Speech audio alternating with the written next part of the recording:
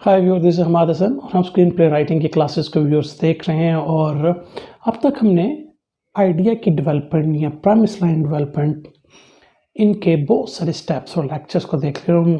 Into like 30 classes से above जाएंगे जिसमें हमने स्टोरी डेवलपमेंट को ही सिर्फ देखा है। इस पर क्यों मैंने इतनी इम्पोर्टेंस दी है, क्योंकि ये वही हिस्सा है, ये जो 35 क्लासेस जितनी भी हम कर चुके हैं सिर्फ स्टोरी डेवलपमेंट के ऊपर, ये नहीं पढ़ाई जाती और डेवलपमेंट के प्रोसेस को तो बिल्कुल नहीं पढ़ाया जाता। इसको एक आध लेक्चर के बाद और भी तरह देखेंगे और अभी ये फ्यू लेक्चर्स हैं जिसमें हम फिर इसको क्लोज करेंगे और फिर शायद हम एक्ट्स पर जाएं।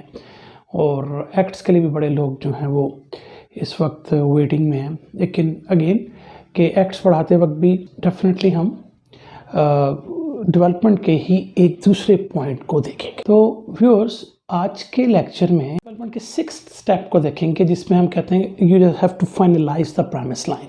तो फाइनलाइज द प्रेमिस लाइन से, फाइनलाइज से क्या मुराद है कि हम क्या हमारी प्रेमिस लाइन जो हम अभी तक बना कर आए हैं वो फाइनलाइज नहीं है। एग्जैक्टली यहाँ पर कहने का मकसद डेफिनेटली यही है कि वो अभी तक फाइनलाइज नहीं है, या अगर वो फाइनलाइज आप समझ रहे हैं तो कम से कम इस स्टेप को आप इग्नोर मत करें ताकि आप देख लें कि क्या आपने अपनी प्रेमिस लाइन को वाकई ही फाइनलाइज कर लिया। तो व्यूअर्स, इसमें डेफिनेटली जब आप अपनी एक प्रेमिस लाइन लिखते हैं तो डेफिनेटली आप यहाँ पर स्टॉप नहीं, यहाँ आपकी आइडियाज़ आने बंद तो नहीं हो गए, लेकिन एटलीस्ट आपने डिसाइड कर लिया कि ये मेरी प्रेमिस लाइन है। तो डेफिनेटली व्यूअर्स, यहाँ पर आपके आइडिया स्टॉप तो नहीं हो जाएंगे। यानी कि जब आप सपोज प्रेमिस लाइन को लिखने के बाद स्टेट स्क्रिप्ट पे चले जाते हैं और आप कहते हैं अब मैं स्क्रिप्ट को लिखता हूँ, यानी इससे पहले आप शायद सिनॉप्सिस नहीं बना रहे, डजेंट मैटर, सिनॉप्सिस की भी बात हम कर लेते हैं, लेकिन सपोज आप डायरेक्ट जा रहे हैं स्क्रिप्ट पर और स्क्रिप्ट आप लिखना शुरू करते हैं। जब आप स्क्रिप्ट लिखना शुरू करते हैं तो आपके आइडियाज़ बंद तो नहीं हो रहे, आइडियाज़ तो आ रहे हैं। तो हो सकता है कि जब आप स्टोरी लिख रहे हों, जब आप स्क्रिप्ट लिख रहे हों, तो आपको कोई नई चीज़ ऐसी आ जाएगी जो कि प्रेमिस लाइन में नहीं है। कोई बात नहीं, आप प्रेमिस लाइन पे वापस जाएं। जब आप वापस जाएंगे तो वहाँ पर आपको चेंजेस करना पड़ सकती हैं, उस चेंजेस को आप करें। यहाँ पर जो इम्पोर्टेंट बात फाइनलाइज करने की वो यही है, प्रेमिस लाइन जो आपकी है कोई उस वक्त फाइनलाइज नहीं है, या जिसको उस वक्त आप फाइनलाइज समझ रहे हैं हो सकता है वो अभी तक फाइनलाइज नहीं, क्योंकि अभी आप जब स्क्रिप्ट लिख रहे हैं तो उसमें चेंजेस आ रही हैं, डजेंट मैटर। और जब आप प्रेमिस लाइन को में अपनी चेंजेस करेंगे तो हो सकता है आपको सारे प्रेमिस लाइन ही बदलनी पड़ जाए, doesn't matter, go for it. क्यों? जब तक ये दोनों सिंक्राइज नहीं होंगे आपकी एक अच्छा स्क्रिप्ट आपका नहीं बन पाएगा। व्यूअर्स, होता क्या है कि सपोज मेरे व्हाट्सएप ग्रुप पे भी कई दफ़ा जब प्रेमिस लाइन के बारे में आता है कि ये मेरा आइडिया है, मैं इसको प्रेमिस लाइन बना रहा हूँ, तो मैं समटाइम्स उसको 10 मिनट्स में प्रेमिस लाइन को बना के देता हूँ। अच्छा, वो जो 10 मिनट्स की प्रेमिस लाइन है वो तो खैर आपका भी एक वक्त आएगा, आप 10 मिनट्स में शायद बना पाएँ, अभी शायद आपको वक्त लग रहा हो, लेकिन क्या वो फाइनलाइज प्रेमिस लाइन है? नहीं, उस वक्त तक के लिए तो शायद वो फाइनलाइज है, लेकिन जब मैं बैठूंगा और अपना स्क्रिप्ट लिखूंगा फिर उसमें चेंजेस भी हो सकती हैं। जब आप जो है अपनी स्टोरी को लिख रहे होंगे तो फिर वो प्रेमिस लाइन जो है वो डेफिनेटली चेंज हो सकती है। तो इसका मतलब है कि प्रेमिस लाइन जो है वो आपकी राइटिंग को सपोर्ट कर रहा है और आपकी जो राइटिंग प्रोसेस है वो प्रेमिस लाइन को सपोर्ट कर रही है। इट मीन्स कि अगर जब आपने अपना स्क्रिप्ट लिखना शुरू किया और प्रेमिस लाइन से सिंक्राइज नहीं है तो इसका मतलब का प्रेमिस लाइन आपका गलत है, रॉन्ग आपने बनाया अपना प्रेमिस लाइन। लेकिन क्या है, स्टार्ट अपने प्रेमिस लाइन से किया, प्रेमिस लाइन से आपको एंथुसियाज्म मिला कि आप स्क्रिप्ट की तरफ गए। जब आप स्क्रिप्ट लिखना शुरू हुए तो उसमें आपको इश्यूज आए तो आप वापस आके अपने प्रेमिस लाइन को चेक कर रहे हैं। ये आपने साथ लेकर चलना है जब तक आपकी स्टोरी चलेगी, जब तक आपका स्क्रिप्ट चलेगा। ये टूल आपने अपने समझे लेफ्ट हैंड पे रखा हुआ है और राइट हैंड से आप लिख रहे हैं। इस टूल को आपने फिर देखा है, फिर आप लिख रहे हैं इस टूल को, पर यार ये मैंने सीन डाले हैं, मेरी प्रेमिस लाइन पर बैठ रहे हैं कि नहीं बैठ रहे, उस पर थोड़ी सी हम बात आइंदा लेक्चर्स में करेंगे। व्यूअर्स, यहाँ पर बताना ये था आपको कि ये क्यों इम्पोर्टेंट है कि हम प्रेमिस लाइन को फाइनलाइज करें।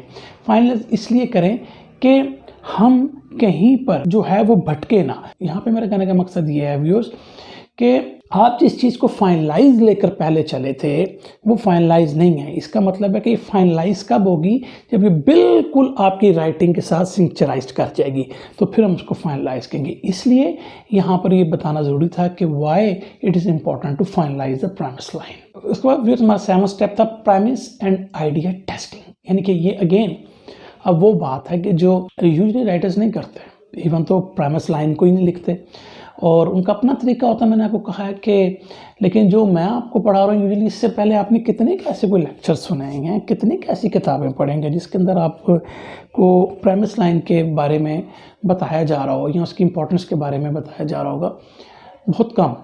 तो जिक्र तो प्रेमिस का मिलता है, लेकिन कैसे ये सारा कुछ करना है, इतने लेंथी लेक्चर्स जो कि अब सिर्फ स्टोरी डेवलपमेंट में हमने 30 से अब मैं 35-36 लेक्चर उस पर तकरीबन कर लिए हैं। तो हम बहुत इसको एलेबोरेट कर रहे हैं। डजेंट मैटर कि इतने व्यूज़ हमें नहीं आ रहे, लेकिन ये एक क्लासेस जो हैं पड़ी रहेंगी इंटरनेट पर, जो लोग आइंदा भी देखना चाहें उसको देख सकते हैं और इससे वो एक अच्छे राइटर बन सकते हैं अगर उनमें थोड़ा सा भी जो है वो स्पार्क है राइटर बनने का, तो वो इन लेक्चर्स के हेल्प से बन सकते हैं। तो फिर राइटर्स करते क्या, अगर वो प्रेमिस लाइन नहीं लिखते, अगर वो आइडिया टेस्टिंग नहीं करते, तो फिर क्या वो करते हैं? वो ये करते हैं कि आपको मिसाल के तौर पे आपको एक आइडिया आया था, तो उस आइडिया को आपने उसका प्रोड्यूसर को दे दिया हो, तो वो उसने कहा भाई अरे आपका अच्छा है, तो आप जो हैं उस पर स्टोरी लिखें। तो पहले आपको आइडिया आया, आपने उस पर स्टोरी लिखी, उसके बाद आपने ब्रेनस्टॉर्मिंग की सीन सोच रहा हूँ मैं, ये आएंगे उसके, ये जो है सेट पीसीस क्या होंगे, कैरेक्टर्स क्या होंगे, आपने सारे आपको लिखना शुरू कर दिया। बस 30, 40, 50 पेजेस किए, फंस गए, फिर बोले गोया वो रुक गए। अब जब वो रुक गए तो अब क्या होगा, बैकिंग इन द स्टोरी उनका वेट कर रही है। जब बैकिंग इन द स्टोरी उनका वेट कर रही है तो उनको अगर कुछ समझ नहीं आएगी तो हो सकता है वो अपने किसी कंसल्टेंट से मशवरा कर लें, हो सकता है कि वो अपने किसी ऐसे दोस्त से मशवरा कर लें जो कि राइटिंग के बिज़नेस में है या जिसने पहले कुछ लिखा है या जो इंडस्ट्री को समझता है या जो स्टोरी को समझता है, तो आप उसके पास पहुंच जाए, यार ये इसमें मैं फंस गया हूँ, मुझे बताओ मेरा मसला क्या है। अगर तो वो कंसल्टेंट, वो दोस्त, वो जो भी आपका प्रोफेशनल राइटर जो भी होगा, अगर तो वो आइडिया आपका समझ चुका होगा या आप समझ पाएगा और आपकी स्टोरी के स्ट्रक्चर को समझ पाएगा कि मसला कहाँ है, तो फिर तो वो आपको शायद सही ट्रैक पे ले आए। लेकिन अगर उसको खुद भी नहीं पता होगा या उसको कम से कम आपके आइडिया की समझ नहीं होगी, तो वो आपको एक नए मसले में डाल देगा और फिर वो मसला बढ़ता बढ़ता चला जाएगा और फिर आप फंस जाएंगे और उसके बाद आप कहेंगे यार इस आइडिया को बंद करो। तो ये प्रोसेस जो है ये लोग करते हैं। लेकिन इस सारे प्रोसेस में जब उसने आपको हेल्प कर दी तो आपको अंदाज़ा हुआ यार 25 पेज तो मैंने फजूल में ही लिखे। यानी कि ठीक है ना, सीन्स जो होते हैं वो पिछले सीन्स का एक कंटिन्यूस प्रोसेस होते हैं। तो अगर आपने सपोज 8वें सीन में मसला डाल दिया तो अगले हो सकता है 20 सीन आपके जो है ना वो बिल्कुल फारग हो। तो उस वजह से फिर आपको क्या होगा कि प्रॉब्लम आएगी और हो सकता है कि आप जो है उसको या तो ठीक कर लें या फिर आप जो हो सकता है कहें कि रहने दो, ये आइडिया मैं बंद करता हूँ। इसे कहते हैं किलिंग द डार्लिंग्स। अब आपने 2-3 उसके अंदर ऐसे सीन है जो आपको काटने पड़े। आप सोच रहे होंगे मेरे स्क्रिप्ट की ये जान है, ये मेरे सीन, ये सीन्स तो ऐसे ज़बरदस्त है, ये तो मेरे स्क्रिप्ट की जान थे, ये मुझे काटने पड़ेंगे, ये मैं नहीं काट सकता। तो इसको हम कहते हैं किलिंग द डार्लिंग्स। आपको अपने डार्लिंग्स को किल करना पड़ता है। और कुछ लोग ये कहेंगे कि राइटिंग कभी कोई वेस्ट नहीं जाती और बड़ी यूज़फुल होती है, होगी, लेकिन उनकी नज़र में, मेरी नज़र में नहीं। जो राइटिंग आपकी यूज़फुल नहीं है उसको आपको काटना पड़ेगा। ये भी नहीं हो सकता कि आप कोई सीन उठा के अपने किसी नए आइडिया में डाल दें, बड़ा रेयर कोई चांस हो सकता है, तो बड़ा रेयर होगा कि उसमें आप जो है वो उसको कर पाए। एनी हाउ प्रेमिस टेस्टिंग जो है वो एक बड़ा लेबोरियस वर्क है। आप ये कह सकते हैं कि ये कोई क्रिएटिव वर्क नहीं है, ये कोई एज अ आर्ट जो आपको इतना सेटिस्फाइंग नहीं है। और ये आपको जो कहते हैं ना, वो वर्ड यूज होता है म्यूज़ होता है कि वो आइडिया जो आपका गुबार बन के आपके जहन में वो ऐसे ही पेज पर आकर ठक लग जाए, शायद उसके करीब तरीन भी ना जाए। लेकिन ये क्या करेगा कि बजाय इस तरह के कि आप जो है कितने ज़्यादा पेजेस लिखे और उसमें आपने घंटों और दिनों लगाए हो, वो उसका कोई फ़ायदा ना हो, उससे आपको बचा सकता है। यानी गोया ये आपके स्टोरी डेवलपमेंट के प्रोसेस में आपको एक वाइटल या एसेंशियल इंफॉर्मेशन दे रहा होगा कि यार ये सीन यहाँ पर नहीं आना चाहिए। अगर आपने एक कोई प्रोडक्ट, सपोज आप बिजनेस में आना है और यहाँ आपकी वो फैक्ट्री है, आप एक प्रोडक्ट बनाते हैं, तो उस प्रोडक्ट को आपको टेस्ट करना पड़ता है पहले, होता है ना। या अगर कोई ऐप होती है तो कई दफ़ा आपने देखा होगा कि लोग आपको इंसेंटिव देते हैं कि आप उनके ऐप्स चेक करें, उनमें जो खामियां वो निकालें। तो बेसिकली क्या कर रहे हैं, वो उस प्रोडक्ट को टेस्ट कर रहे होते हैं। तो राइटर्स को भी चाहिए कि अपने आइडिया को टेस्ट करें। तो अभी पिछले जितने लेक्चर्स में हम इन चीज़ों को देख रहे हैं, तो उसमें जब आप premise line testing checklist बनाएंगे तो वो बेसिकली आपके जो स्टोरी है उसकी आपको एक बिगर पिक्चर बता रही होगी। उसमें हुक क्या है, प्रेमिस क्या है, प्रेमिस लाइन क्या है, और वो सारी चीज़ें आपको इस टेस्टिंग में पता चल जाएंगी। और ये एक प्रैक्टिकल गाइड होगी, आपके प्रैक्टिकल टूल होगा आपके लिए। हो सकता है आप एक ऐसा राइटर हो, आप उसको कोई कमर्शलाइज नहीं करना चाहते, फिर तो शायद उतनी ज़रूरत नहीं है इसकी, लेकिन डेफिनेटली एज अ राइटर हम चाहते हैं कि हमारी चीज़ों को पब्लिश किया जाए या प्रोड्यूस किया जाए तो कमर्शियल वैल्यू इसके अंदर आए थे, तो उसके लिए बहुत ज़्यादा इंपॉर्टेंट है। इवन अगर आप ये नहीं भी करते तो ये वाला जो स्टेप है बेसिकली आपको एक ज़्यादा इनर सेटिस्फैक्शन देगा, खुशी देगा कि आप, या दूसरे लफ्ज़ों में कॉन्फिडेंस को बढ़ा देगा जब आपके पास ये प्रेमिस लाइन चेक लिस्ट जो है वो आपकी भाई सही होगी आपके पास और आपने इसको चेक कर लिया होगा, टेस्ट कर लिया होगा। अब बेसिकली ये चेक लिस्ट होती है ना, ये यूजुअली हमें देनी तो किसी प्रोड्यूसर्स को चाहिए, एडिटर्स को चाहिए, राइटर्स को चाहिए कि वो आपकी चेक लिस्ट को देखें, लेकिन यूजुअली ऐसा हमारे यहाँ या राइटर्स की जो है वो ज़्यादा नहीं होता। लेकिन एटलीस्ट जो है आप उसको चेक लिस्ट को किसी न किसी को शेयर करके कुछ ना कुछ उससे फीडबैक ले सकते। बेसिकली फीडबैक है कमर्शियल वैल्यू को देखने के लिए, या आपका आइडिया, इसको हम कहते हैं आइडिया टेस्टिंग। तो हो सकता है कि आपको ऑब्जेक्टिव फीडबैक मिल जाए।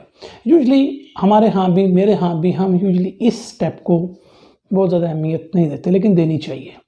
और हमें मतलब अब तो हमारे पास सोशल मीडिया अवेलेबल है, तो अगर हमारे पास कोई ग्रुप है तो हम उस ग्रुप में अपनी आइडिया टेस्टिंग कर सकते हैं। तो अब प्रेमिस टेस्टिंग चेक लिस्ट को कैसे यूज़ किया जाए, वो उसके 7 स्टेप्स हैं। वही डिटरमिन कि क्या प्रेमिस सॉफ्ट है, डिटरमिन क्या कि प्रेमिस एक हाई कॉन्सेप्ट है, डिटरमिन क्या ये एक स्टोरी है कि सिचुएशन है, क्या लॉग लाइन वर्क कर रही है, क्या टैग लाइन वर्क कर रही है, रिवाइज प्रेमिस लाइन आपने करनी है नई इनसाइट से, क्या वो रॉन्ग थी, क्या वो सही थी, फाइनल प्रेमिस लाइन जो आपने बना ली थी जिसको हम कहते हैं फाइनलाइजिंग द प्रेमिस लाइन, उसके बाद उसकी टेस्टिंग। ये प्रेमिस टेस्टिंग चेक लिस्ट आ गई। ये पहले 4-5 चीज़ें तो हम पहले पढ़ चुके हैं ऊपर, अभी मैं पिछले लेक्चर्स में हम देख चुके हैं, हम वर्कशीट भी उसकी बना चुके हैं।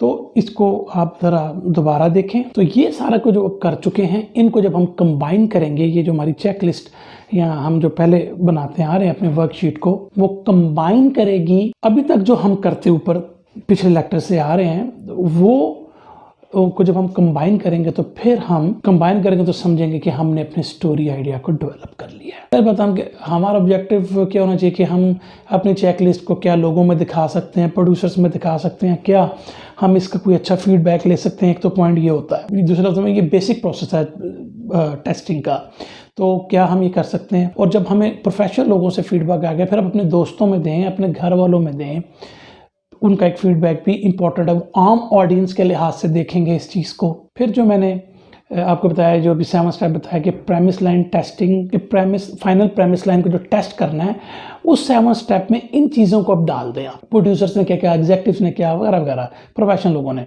फिर घर वालों ने क्या, भाई मेरी माँ ने क्या कहा, मेरे बाप ने क्या कहा, मेरे भाइयों ने क्या कहा, मेरे रिश्तेदारों ने क्या, मेरे कजन्स ने क्या कहा, वो भी उसके अंदर आ जाएगा। तो तमाम अब चीज़ों को आप चेकअप्स करें और उसके बाद यानी कि बोथ कॉलम्स में आपने यस या नो जो भी होगा, और उसके बाद आपके पास एक आउटकम आ जाएगी। तो उसको आप बेशक पॉइंट्स बना लें कि यार 9 मेरे टिक्स हुए हैं, 7 मेरे जो हैं वो रॉन्ग में आए, तो लिहाजा ये चल रहा है, ये टेस्टिंग मेरी ठीक गई है, ये हो सकता है काम। फिर उसके बाद जब आपने ये देखना है और उसमें जो इश्यूज उसमें आए हैं उसको आप एड्रेस करें। यानी हो सकता है कोई कहे कि यार इसकी तो एंटरटेनमेंट वैल्यू नहीं है, हो सकता है वो कहे कि जो है ये जो आइडिया है इसमें प्रोटैगनिस्ट जो है बड़ा पैसिव किस्म का है, ये मतलब जो भी आपको फीडबैक मिलेगी वो आप ले लें। क्योंकि जब हम खुद लिख रहे होते हैं व्यूअर्स, डेफिनेटली हम उसको बेहतर समझ के बस लिख रहे होते हैं, हम शायद उसका दूसरा एंगल कभी नहीं सोचते। ये एज अ राइटर में प्रॉब्लम होती है। तभी तो बात है, जब इसको कोई दूसरा जब पढ़ता है तो वो उसमें बड़ी खामियां निकाल देता है। इसी तरीके से जब हम इसको टेस्ट करके आए होंगे तो फिर ये चांसेस बड़े कम होंगे। अब व्यूअर्स, क्या ये इंपॉर्टेंट है? यानी यूजुअली मैं भी ये नहीं करता, करना चाहिए, क्योंकि ये आपके आइडिया की चेकिंग की असेसमेंट को बढ़ा देते हैं। यानी कि फिर समझें कि रिजेक्शन का शायद 0.01 भी चांस ना रहे, क्योंकि उसको एक अपील मिल रही है, एक ऑडियंस की अपील मिल रही है। होना ये करना चाहिए। अब जबकि हमारे पास सोशल मीडिया है तो हम अपने ग्रुप्स में इसको बिल्कुल चेक कर सकते हैं और पूछ सकते हैं कि अपने रिस्पॉन्सेज दें, जो वीकनेसेस हैं वो आप बताएं। बिल्कुल ये चीज़ें आप कर सकते हैं। अब आप, ये कोई क्रिएटिव काम तो नहीं, मैं आपको पहले बता रहा हूँ, लेकिन ये प्रैक्टिकल है।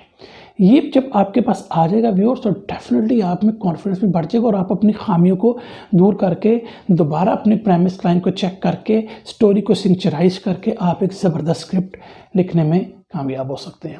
तो व्यूअर्स, आज के लेक्चर की इतना ही हम रखते हैं व्यूअर्स, और उसके बाद हम नेक्स्ट में देखेंगे कि सिनॉप्सिस कैसे बनाया जाता है। तो मिलते हैं बहुत जल्द एक नए लेक्चर में। Thank you very much.